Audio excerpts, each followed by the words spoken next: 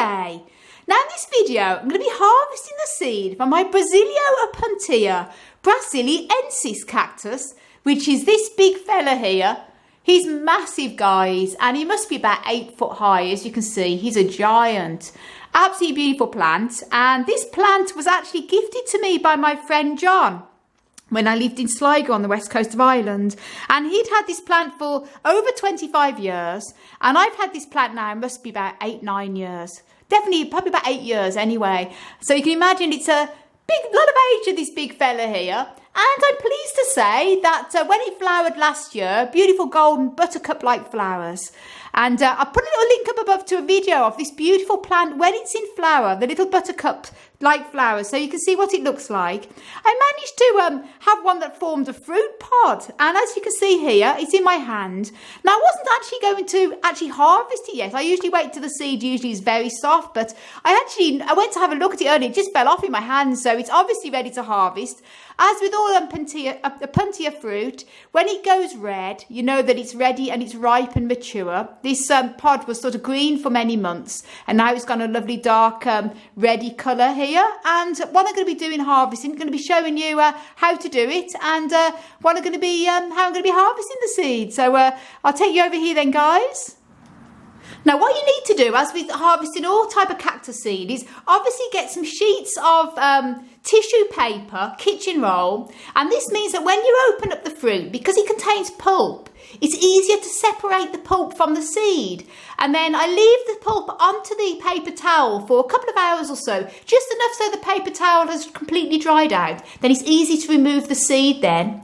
And what I'm going to do, this most cactus fruits not necessarily spiny, but this is quite spiny. So what I would normally do is actually use my fingers to pull them apart, but in this case, as you can see, it's quite spiny, and it's got loads of glochids, which puntias have. I'm not going to use my fingers on this occasion, so I'm going to use a sharp, clean, sterilised knife.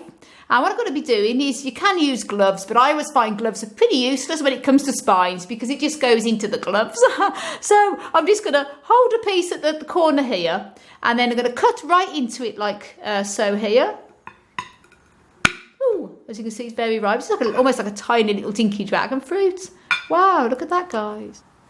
It's remarkable, like one big seed there in the middle, which is amazing, because usually I'm used to opening cactus fruit, there's lots of tiny seeds, but a puntia are actually big seeds. So as in this case, I've obviously got one big seed here, and what I'm going to be doing is I'm going to be leaving it for a couple of hours, or until the seed, the outer coating of the seed, which is all like the fleshy part, dries up, and then I'm going to show you what the finished result is with the seed. But this is one of the much easier ones to harvest, because it's just a case of cracking open opening the fruit pod and getting the one big seed out. So this is going to be quite amazing, guys, and certainly different to the usual cactus seeds I get. So I'll show, let this to dry out, and I'll show you what it looks like when it's dried out.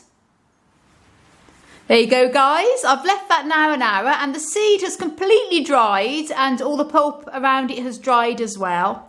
And what I've done is I've wrote a little bag out, obviously what the seed is and the date I've harvested it, in this case February 2017. And with all sort of a puntia seeds, they're always very large.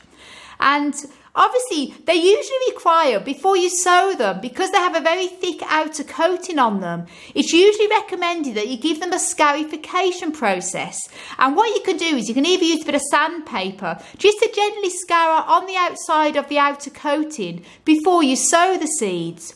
Or what you can also do is actually soak the seeds overnight in some lemon water, some water with some lemon juice in it, because the lemon juice, the acid in the lemon, helps to melt down the outer coating as well. So whichever method you prefer to do, that helps before you sow them. As you say, you don't have to scarification them, but it does help because it helps to encourage them to germinate. As in this case, I've only got one seed that came from the one fruit. So I will be, in the spring, I will be giving it a bit of a scarification process, either with a bit of sandpaper, or may soak it for overnight in some lemon juice, whichever is the best method. And all you have to do then, obviously, it's easy peasy, just put it into the bag. And that's it. So how exciting, guys. I've got a lovely big seed there, and it's going to be wonderful to sow this in the spring. Just one. And there you go. Isn't that great? So I want to send you loads of love, heaps of happiness, and tons of cactus power. power. As always from Ireland, until the next video guys, bye.